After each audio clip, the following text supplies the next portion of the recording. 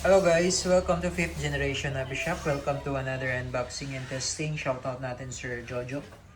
So ngayon ito ating Crossman F4 brake barrel, single shot, caliber 177, lead pellets.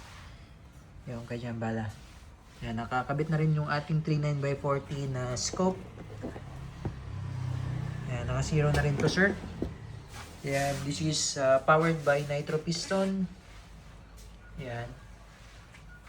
1,300 feet per second by Crossman brake barrel. So, hindi na po kailangan dito ng mga kung ano-anong CO2 na yan. So, ito ay powered by nitro piston. So, kagandahan nito, ito lang yung bibilin mo, bala. So, take note. So, imported pellets lang ang gamitin natin. Huwag tayong gumamit ng local pellets. No? Yan. Crossman F4 brake barrel nitro piston. Yan. So, meron siyang, Quiet Fire Technology. Mapapansin nyo yung kanyang barrel. Meron na siyang sound suppressor. And tapos yung kanyang body construction is polymer. Hard plastic polymer. Tapos, metal barrel po yan.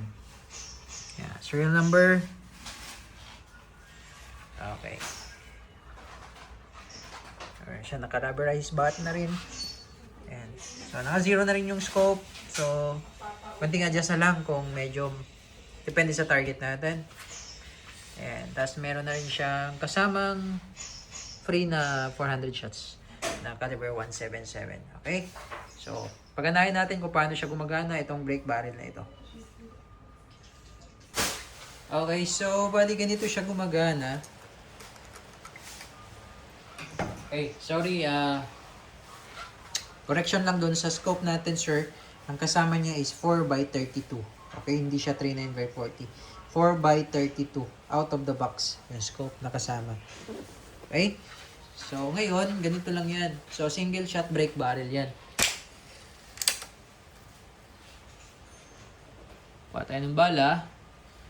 Then, load. Yan. Then, balik.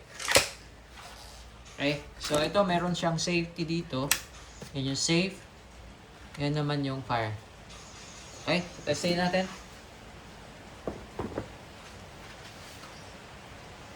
Okay, testing po ng Crossman F4 brake barrel. Firing.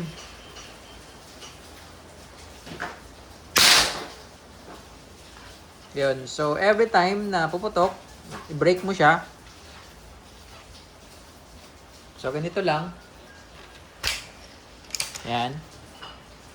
Then, load ng bala. Then, balik. Okay. So, ganun lang.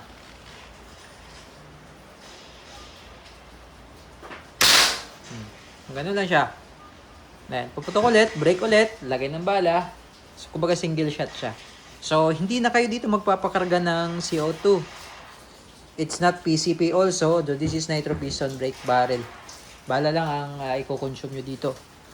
Okay, so again, this is the Crossman F4 brake barrel rifle.